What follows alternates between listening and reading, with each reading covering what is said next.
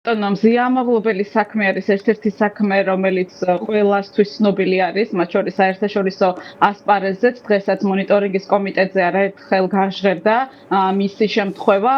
ეს არის საქმე, რომელიც ყველა იურისტმა რომ ნახოს არა მარტო უფლებადამცველმა იტყვის, რომ ის არის პასუხისმგებაში მიცემული იმ ქმედებისთვის, რომელიც არ წარმოადგენს დანაშაულს და მით უმეტეს იმ დანაშაულს, რისთვისაც ის ციხეში ზის.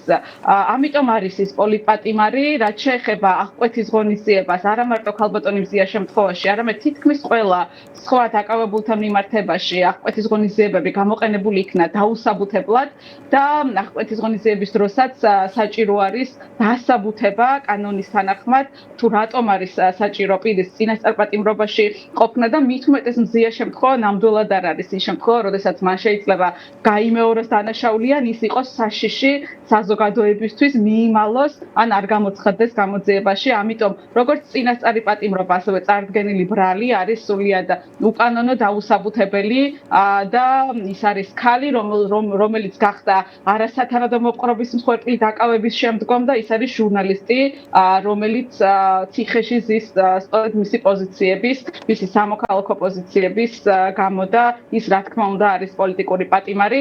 მოლოდინებზე ვერაფერს გეტყვით, არ მინდა ეხლა წინასწარ ნამდვილად გავაკეთო რაღაცა ჩემი მოსაზრებები ვთქვა, თუმცა მე მგონი ყველა ხვდება თუ რა ტიპის პროცესთან გვაქვს საქმე და ეს ყველაფერი ძალიან შორს არის სამართლიანობასთან და კანონის უზენაესობასთან. მოლოდინებთან დაკავშირებით სწორედ ამიტომ ვთქვი, რომ თქვენ ერიდებით თქო ამაზე საუბარს, თუმცა თუ კი გავითვალისწინებთ იმას, რომ მზია ამაღლობელის საქმის ყველა მონაწილე პირი სანქცირებულთა სიაშია და რომ მზია ამაღლობელის საქმესთან კავშირში პირები უკვე აეკრძალათ მათ ბალტიისპირეთის ქვეყნებში გრძელვადიანად შესვლა და ეს პირველი ეტაპია.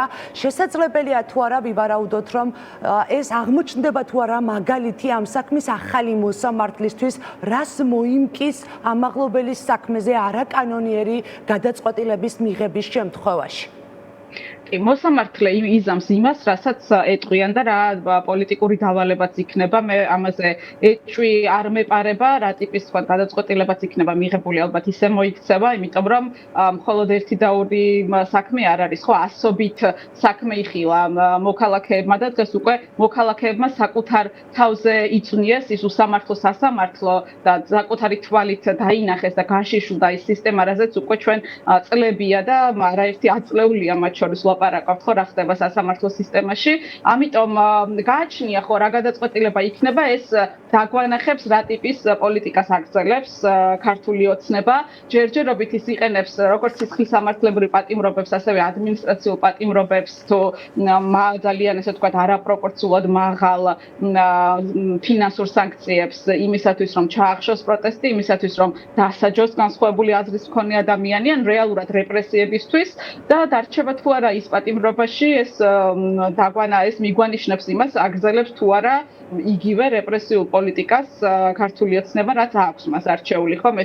ეს ყველაფერი ხდება დაშინებისთვის, ეს ყველაფერი ხდება იმისთვის, რომ რაღაც დაიძრგუნონ ადამიანები და მათ კონდეთ განცდა, რომ რაღაცა არაფერი არ შეიცვლება, რომ ასე ვთქვათ, ხელისუფლება არის რეპრესიული და რაღაცა ფსიქოლოგიური ზეწოლის ერთ-ერთი ფორმაც არის, რა თქმა უნდა, თუმცა თვითონ ქალბატონი მზია არის მაგალითი იმისა, მაგალითი ბრძოლის, მაგალითი წინააღმდეგობის და სინამდვილეში აი ამ ბრძოლაში სწორედ რეპრესიული ხელისუფლება მარცხდება მასთან მიმართებითაც და საბოლოო ჯამში დამარცხდება საკუთარ ხალხთანაც. კი ბატონო, ქალბატონინო, ჩვენ საუბრობდით ვენეციის კომისიის ძალიან მწვავე და კრიტიკულ დასკვნაზე, სანამ თქვენ შემოგვიერთდებოდით, რომელიც ლეგიტიმურობას იმ კანონებისა, რომელიც ბოლო პერიოდში მიიღო ქართულმა ოცნებამ, აყენებს კითხვის ნიშნის ქვეშ, უпростоრად პირდაპირ არალეგიტიმურს უწოდებს და პირდაპირ ამბობს, რომ ეს არის სადამსჯელო ღონისძიება ხალხის წინაშე გამოყენებული. ვიცით, რომ ევროპის საბჭოს მონიტორინგის კომიტეტზე, რომელზეც თქვენ იმყოფებით პარიზში, მთავარი საკითხი არის საქართველოში მიმდინარე პოლიტიკური კრიზისი და პროცესები. რა არის მთავარი ინტერესის საგანი დასავლელი პარტნიორების მხრიდან, საბჭოს კომიტეტის წევრების მხრიდან და რა შეიძლება რა გავლენას მოახდენს ეს შეხვედრა, უბრალოდ რა შედეგს უნდა დაველოდოთ ჩვენ აქ მყოფები ამ შეხვედრის შემდეგ? დიახ, მოგეხსენებათ ალბათ ყველას კარგად გახსოვთ, რომ საპარლამენტო ასამბლეამ იანვარში მიიღო რეზოლუცია ქართული ოცნების წარმომადგენლების აკრედიტაციასთან დაკავშირებით, მათ წაუყენეს წინაპირობები იმისათვის, რომ მათ ესე ვთქვათ, მათი აკრედიტაცია ძალაში იყოს აპრილის სხდომამდე და ეს წინაპირობები იყო ადამიანის უფლებების პატივისცემა, პოლიტიკური პატიმრების გათავისუფლება და ახალი არჩევნების დანიშვნა შესაბამისი წინაპირობებით. დღევანდელი სხდომა ეს იყო მონიტორინგის კომიტეტის სხდომა, სადაც ერთ-ერთ მთავარ საკითხად იყო წამოყენებული საქართველოში მიმდინარე მდგომარეობა და ადამიანის უფლებების მდგომარეობა. კერძოდ, კომიტეტს აინტერესებდა რა ხდება საქართველოში, განსაკუთრებით იანვრის შემდეგ, მას შემდეგ რაც ეს რეზოლუცია იქნა მიღებული, რა დინამიკა არის, როგორი არის ადამიანის უფლებების ვითარება და შეცვალა თუ არა ხელისუფლებამ რეპრესიული პოლიტიკა. ბუნებრივია, მე იქ ვიყავი მიწვეული როგორც ადამიანის უფლებების ექსპერტი და პირი, რომელიც მუშაობს საქართველოში ადამიანის უფლებებზე და რა თქმა უნდა, ვისაუბრე განსაკუთრებული ყურადღება აქ გამახვილდა სწორედ იმ საკანონმდებლო ცვლილებებზე თუ სიახლეებზე, რასაც ქართული ოცნება დაჩქარებული წესით ყოველგვარი ფორმალური რაღაც დემოკრატიული პროცედურების თუ ჩართულობის დაცვის გარეშე იღებს. ჩამოვთვალე უბრალოდ რამდენიმე ინიციატივა, რაც იცით რა, როდესაც კითხულობ საერთო ჯამში რა ტიპის ინიციატივები მიიღეს, მათ სულ რაღაცა 2-3 დღეში ინიცირებიდან, გარდა იმისა, რომ ეს ყველაფერი ძალიან გავს იმას თუ რაც ხდებოდა მაგალითად რუსეთში, ბელორუსში და ავტორიტარულ ქვეყნებში, უბრალოდ ღიმილის მომგვრელიც არის, იმიტომ რომ ეს ყველაფერი უჩვენებს ხელისუფლებაში მყოფი, ესე ვთქვათ, ძალაუფლებაში მყოფი ქართული ოცნების შიშებს საკუთარი მოქალაქეების მიმართ. არ ვიცი, რამდენიმე დღეში მიიღეს ისეთი კანონები, რომელმაც მთლიანად შეცვალა პროფესიონალიზმზე და დამოუკიდებლობაზე დაფუძნებული საჯარო სამსახური და პოლიტიკური დანიშვნებით ჩაანაცვლა, თქვათ, ეს სამსახურის პრინციპი. მიიღეს კანონები, რომლითაც რაღაც წინასწარი პრევენციული დაკავების უფლება აქვს პოლიციას და საერთოდ არ არის საჭირო რომ სამართალ დარღვევა ჩაიდინო. მიიღეს კანონები, რომელმაც 45 დღიანი პატიმრობა გაითვალისწინა, მაგალითად, საჯარო მოხელის ან პოლიტიკური თანამდებობის პირის მიმართ პირის შეურაცხყოფისთვის და თუ ის ჩათვლის, რომ მის მიმართ აიმე შეურაცხყოფელ ქმედებას ჰქონდა ადგილი, შეიძლება პირი 45 დღიან პატიმრობაში გაუშვან. და მსგავსი არაერთი ქმედება ხო, იგივე თქვა ჩხრეკის დროს მოწმის დასწრების საჭიროება აღარ არის, მტკიცების ტვირთი უკვე პოლიციიდან მოქალაქეებზე გადავიდა. შეკრების უფლების მნიშვნელოვან ნაწილს საერთოდ აზრი დაუკარგა იმ ცვლილებებმა, რაც მიიღეს, რომ მაგალითად წინასწარი შეტყობინება მაშინაც კი არის საჭირო, როდესაც სპონტანური აქცია და მას ორგანიზატორი არ ყავს, ან რაღაცა დროებითი კონსტრუქციების გამოყენების შეზღუდვები არის შემოღებული და 1000 რაღაცა შემზღუდვადავი ნორმები, რაც ნიშნავს იმას, რომ უბრალოდ გამოხატვის და შეკრების თავისუფლების ეშინია ქართულ ოცნებას და იღებს რაღაცა ესეთ კანონებს, რითიც ცდილობს, რომ გააჩუმოს პროტესტი, ხო, იგივე დახურულ სივრცეში პროტესტი არ შეიძლება აიკრძალა დახურულ სივრცეში პროტესტი თუ არ არსებობს ამ შენობის მესაკუთრის წინასწარი თანხმობა. აბსურდულია, ხო? მსგავსი ინიციატივები ალბათ რომ გაგვეგო სხვაგან იყო მიღებული, გაგვეცინებოდა და აქაც სასაცილოა საბოლოო ჯამში, იმიტომ რომ დარწმუნებული ვარ, რომ ეს მათ შიშებს ვერ უზრუნველყოფს და საქართველოში პროტესტი და პროტესტის მიმართ ხარდაჭერა საკმაოდ მყარია და ვერცეთ ხელისუფლება საზოგადოების დიდი უმრავლესობის თავისუფალ ნებას წინ ვერ აღუდგება საბოლოო ჯამში. თუმცა ამაზე იყო საუბარი და არიან ისინი ძალიან კარგად ინფორმირებულები იმ დინამიკის შესახებ, ისთვისაც იყენებს ქართული ოცნება სხვადასხვა ინსტიტუტებს, მათ შორის პარლამენტსაც. კი ბატონო, თქვენ ახსენეთ აპრილი და ოცნებისთვის მიცემული ვადა, როგორ მოიქცეოდა ქართული ოცნება დემოკრატიის კუთხით, ხო? კონკრეტულ მითითებებს თემებზეც იყო საუბარი. ასევე ახსენეთ, რომ ყველა ეს ინფორმაცია, ყველა ის ქმედება, ყველა ის კანონი, შემზღუდავი, რომელიც მიიღო ქართულმა ოცნებამ, დეტალურად ინფორმირებულები არიან კომიტეტის წევრები. როგორია ამ შემთხვევაში მათი პოზიცია? უნდა ველოდოთ თუ არა, რომ კიდევ უფრო მკაცრი იქნება ევროპის საბჭო ქართული ოცნებასთან მიმართებაში, ან უნდა ველოდოთ თუ არა ახალ რეზოლუციას, ან სხვა რაიმე ტიპის განცხადებას, რაც ერთგვარად იმედს აძლევს ხოლმე საქართველოს მოქალაქესაც, რომ დასავლელი პარტნიორი მათ ყურადღების მიღმა არტოვებს და მეორეს მხრივ ისჯებიან ქართული ოცნების წევრები.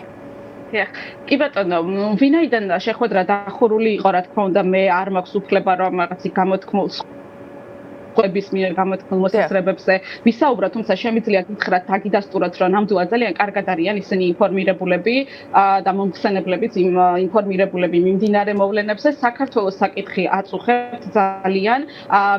მიმდინარეობს მსჯელობა, რა თქმა უნდა, რა შეიძლება გააკეთოს როგორც ევროპის, ასე ვთქვათ, საბჭომ, ასევე ინდივიდუალურად ქვეყნებმა იმისათვის, რომ ხარი დაუჭირონ საქართველოს მოქალაქეების პროევროპულ მისწრაფებებს და რაც შეეხება აპრილის სხდომამდე ჯერ კიდევ დრო არის და ამაზეც მიმდინარეობს მსჯელობა, ეს უკვე მათი, ვთქვათ, კომიტეტის წევრების გადასაწყვეტი იქნება და მიმდინარეობს ამაზეც მსჯელობა, თუ როგორი გადაწყვეტილება შეიძლება იყოს მიღებული აპრილში, ამიტომ ამაზე ისინი უკვე ცალკე გააგრძელებენ მსჯელობას მოსმენილი ინფორმაციის საფუძველზე, რაც მიიღეს მათ დღეს.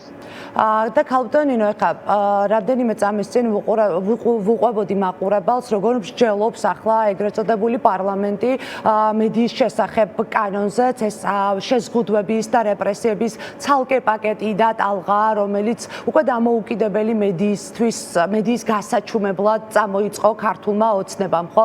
აი ეს ბერკეტები, რომელზეც ახლა ჩვენ ვსაუბრობთ, ერთის მხრივ ვისმენთ სანქციების შესახებ ამბავს ყოველდღიურ რეჟიმში სხვადასხვა ქვეყნების მხრიდან, მეორეს მხრივ ვისმენთ ძალიან კრიტიკულ დამოკიდებულებას ევროსაბჭოსა თუ ევროკავშირის მხრიდან, თუმცა ქართული ოცნების რაღაცნაირი რეპრესიული ქარავანი თითქოს და თავის გზით მიდის. რისი იმედი უნდა ჰქონდეს საქართველოს მოქალაქეს, რომელიც არის ამ რეპრესიების მსხვერპლი, ან სასამართლო დაატარებენ, ან რომელიღაცა ადამიანის ოჯახის წევრი გისოსებს მიღმა გამოკეტა. აი ეს იმედი, რომელიც უნდა ჰქონდეს საქართველოს მოქალაქეს, თუნდაც დასავლელი პარტნიორისგან, უფრო მეტი სიმკაცრეს უნდა ელოდეს. ხო, პირველ რიგში აი ის ტენდენცია, რასაც უჩვენებს ქართული ოცნება, რომ არათუ თქვათ რაღაც კანონებს აუმჯობესებს, არამედ კიდევ უფრო დიქტატორულ და რეპრესიულ უფლება შემზღუდავ თუ უფლება ამგზავრავ კანონებს იღებს, ეს არის მათ შორის საერთაშორისო საზოგადოებისთვისაც და ევროსაბჭოსთვისაც მტკიცებულება იმისა, რომ სინამდვილეში მათ ნამდვილად არ სურთ დიალოგი ან რაიმეს გამოსწორება ან თანამშრომლობა, არამედ მათი მიზანი არის უბრალოდ განსხვავებული აზრის ჩახშობა და განსხვავებული ან კრიტიკული აზრის მქონე ადამიანების გათავისუფლება, ასე ვთქვათ, ველის. ამიტომ შესაბამისად მათაც უწევთ იფიქრონ იმ გადაწყვეტილებებზეც, რაც ამ სიტუაციაში იქნება უფრო ეფექტური.